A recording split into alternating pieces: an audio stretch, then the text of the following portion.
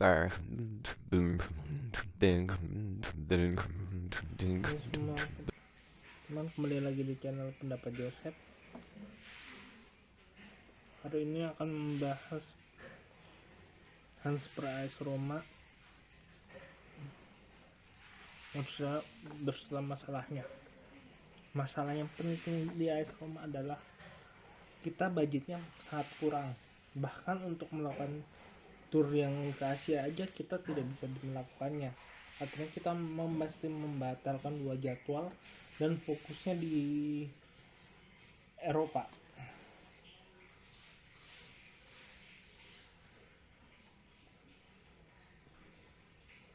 Dan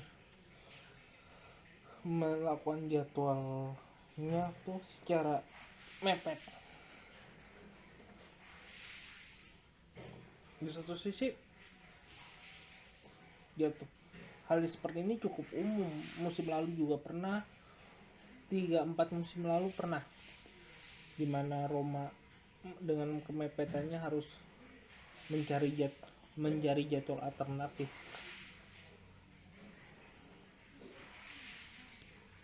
Itu yang pertama. Kedua adalah dari hasil 35 juta yang antara 30 sampai 34 juta itu Roma tidak bisa membeli pemain lagi karena 30 jutanya lebih itu sudah dibayarkan untuk membayarkan denda. Akhirnya juga hal ini menyebabkan pemain yang masih dalam gosip, Renato Sanchez diopsi pinjam, Sabin Senser akan dipinjam juga, dan Roma cuma beropsi untuk melakukan pembelian terhadap Gianluca Semanca, hasil produk Italia, hasil produk Roma, tapi sekarang main di West Ham. Tidak begitu bagus di West Ham, tetapi banyak pengamat mengatakan dia akan bagus di Roma karena itu adalah rumahnya. Dan Roma butuh pemain seperti ini, butuh banyak pemain yang beropsi menyerang untuk menimbulkan daya kreativitas Roma. Karena Roma berbeda dengan Milan atau klub lainnya yang bisa tukar tambah pemain, bisa melakukan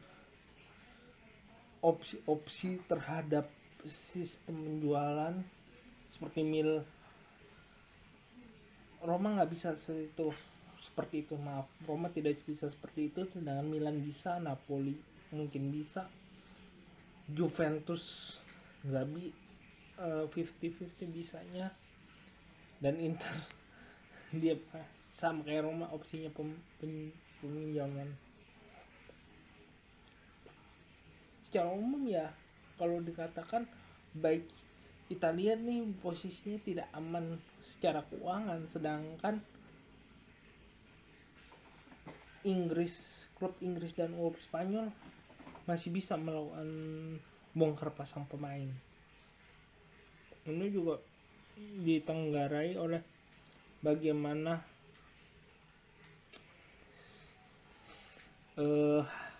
hak siar yang lebih bonafit di Inggris ataupun di Milan Spanyol yang pendapatannya cukup gemuk dibandingin Liga Italia. Nah, praktis cuma ada sedikit info saja, dan saya juga mau sedikit mengomentarin dengan video saya yang kemarin tentang JIS. Sebenarnya nggak ada masalah sama JIS, tapi kalau ditarik secara media, bagaimana terutama hari Kamis, antara Rabu dan Kamis ini, bagaimana di satu pihak Kompas mengadvokasi Bung Toel, sedangkan MNC News dari iNews lewat Aiman sama Prabu Revolusi mengadvokasi ini tukang rumput. Secara umum sih menurutku yang paling bahaya adalah Bung Toel sendiri, bukan anak ngomongin politik dan kebijakan pemerintah.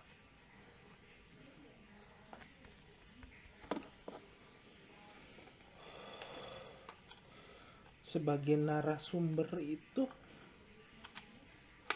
tukang rumputnya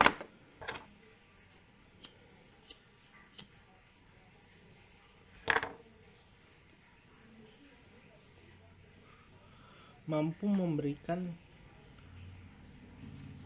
serangan yang tepat dalam wacana. Misalnya kita berkomunikasi ya, serangannya si tukang rumput itu sangat tepat dibandingin serangannya Bung Toel. Serangan Bung Toel itu kan ngomongnya melebar kayak gemuk, datanya kayak data berdaging, mulai dari 2017, 2016, kesalahan pengelolaan stadion, kesalahan ini terlihat gemuk. Tapi begitu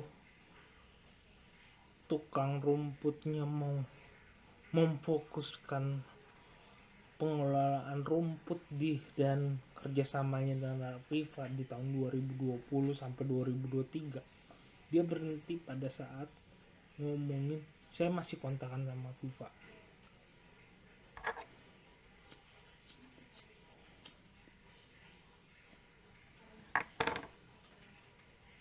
Secara umum ini sebenarnya serangan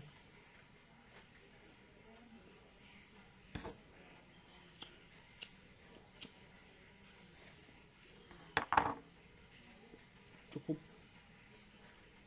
fatal karena cukup mempersempit menurutku pihak-pihak yang mendukung Anies, pihak-pihak misalnya pengamat sepak bola, pandit itu semakin kecil ruangnya untuk bereksploitasi untuk menyiapkan serangan. Sedangkan pihak pemerintah atau ini semakin lebar mendapatkan opsi-opsi mengolah opini mereka.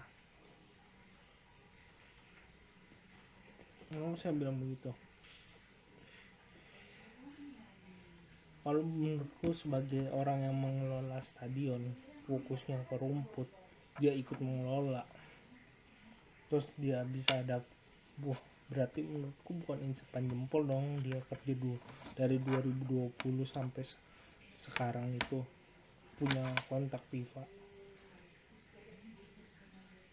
Itu sebuah serangan yang cukup fatal, cukup terhimpit. Ditambah lagi, saya tidak mengatakan Divina Clarissa itu yang hostnya Sapa Indonesia Malam itu sebagai orang yang tidak mengerti bola ya. Saya sangat yakin orang yang ada di media seperti Tempo, seperti Kompas, media Indonesia itu semuanya kalau nyari data udah kayak ini kayak merem cabut gulma itu udah bisa. Ini bukan ngomongin ini ya, misalnya membandingkan Aiman itu mengukur sendiri lapangannya. Aiman bisa benar-benar baik lihat gulma itu ada. Clarissa secara host bisa menahan tensi antara narasumber itu cukup bagus. Tapi menurutku masih ada satu masalah. Kenapa menurutku Bung Toel setuju dengan teman diskusinya itu? Karena bagiku masih banyak host di Kompas yang bisa menyeimbangkan. Contohnya Bayu Setiono setahu saya di Liputan 6 dia juga cukup puasanya cukup bagus di sepak bola, di olahraga, kenapa tidak menggunakan itu? Ataupun sportscaster yang ngebahas liga liga Piala Jerman di FD Pokal, itu kan ada dua sportcaster yang merangkap pembaca berita di sport itu. Di Kompas tuh ada beberapa. Terus selain itu ada juga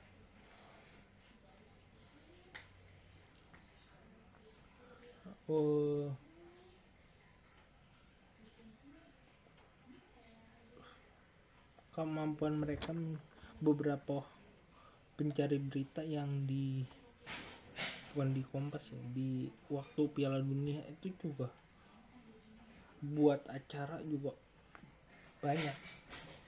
Jadi menurutku kenapa tim Bung Toel yang nanya jago bola, jago ini, sampai di channel YouTube-nya udah melakukan seperti ini, kok bisa kejebak seperti kejebak sama tawaran seperti itu? Dan itu menurutku kesalahan orang yang ahli tapi dapat ruangnya di situ. Saya tidak menyalahkan host sampai Indonesia, saya sangat hormat. Dan dia di satu sisi hostnya itu dapat panggung sendiri. Dapat panggungnya apa? Dia dapat ngerti, dia bisa menyajikan produk jurnalistik. Hanya bagiku, dengan dibandingkan dengan Aiman, dengan produknya Aiman, dengan bagaimana Aiman melakukan cover both side, jurnalis investigasi, menyebabkan posisi orang itu tidak benar-benar tidak benar-benar memadai untuk melakukan perbandingan. Itu menjadi kesalahan besar. Dan prediksiku, kalau sampai penilaiannya FIFA itu identik atau enggak 80% 70%-nya sama dengan katanya ahli rumput ini, katanya PUPR yang juga udah sering bekerja sama dengan FIFA, itu menjadi alamat buruk dengan pandangannya pandit. Akan jadi alamat buruk terhadap orang yang bikin channel YouTube sendiri, channel yang ngomongin bola.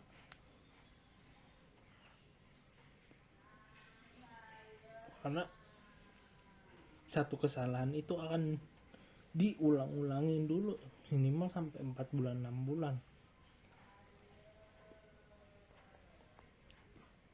Dan itu menyebabkan orang yang seperti bisa akan diserang banyak hal, mulai dari pribadinya nanti ini, terus bisa dikritik provokator,